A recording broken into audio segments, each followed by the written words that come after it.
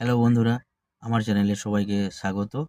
যারা এখনও পর্যন্ত আমার চ্যানেলটা সাবস্ক্রাইব করোনি একটু করে দিও প্লিজ। আর তোমাদেরকে সবথেকে যে ইনফরমেশন ভিডিওটা দেবো, যারা এই মুহূর্তে দীঘাতে আসবে, তো দীঘার মানে সি বিচের ধারে যারা পিকনিক করতে চাইছো, তো তোমরা কি করবে বলো তো? গাড়ির পার্কিং ফিসটা ওখানে 80 টাকা দিয়ে কাটবে। 60 টাকারও যদি কাটে আপনারা বলবেন যে 80 টাকার কেটে দিন দাদা। কারণ 80 টাকারটাতে তুমি ওখান থেকে যতবার বেরোতে পারো ঢুকতে পারো। হয়তো তুমি দীঘা থেকে মন্দারমণি গেলে কি দীঘা থেকে অন্য আদার সাইড সিন বেড়াতে গেলে ফের আবার ওখানে এসে দাঁড়িয়ে পিকনিক করবে কি খাওয়া দাওয়া করবে। তো তুমি যদি 60 টাকা দিয়ে কাটো, আসার পরে আবার তোমাকে ঘুরে আরেকবার কাটতে হবে। আর 80 টাকা দিয়ে যদি পার্কিং ফিসটা একবার কেটে নাও, তো তোমাকে ওটা আর দ্বিতীয়বার লাগবে না। যতবার সারাদিনে ওখানে আসতে পারো যেতে পারো, আর লাগবে না। নাহলে প্রতিবার কিন্তু তোমাকে 60 টাকা করে পে করতে হবে। তো 80 টাকার বিলটা কীরকম হবে দেখো, তোমাদের দেখিয়ে দিচ্ছি।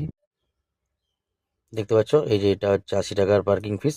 আর একটা আছে এটা লেখা আছে ফিস 80 অনলি। আর 60 টাকারটা কাটলে তুমি যতবার সারাদিনে আসবে যাবে তোমাকে প্রতিবার কিন্তু কাটতে হবে 60 টাকা দিয়ে। তাই আমি বলবো 80 টাকারটা কেটে নেবে। সারা অল মানে পুরো দীঘার মধ্যে ওটা একবারই কাটতে হবে, আর লাগবে না সারাদিনে। পরের ভিডিওতে আবার দেখা হবে। ভালো থেকো সকলে।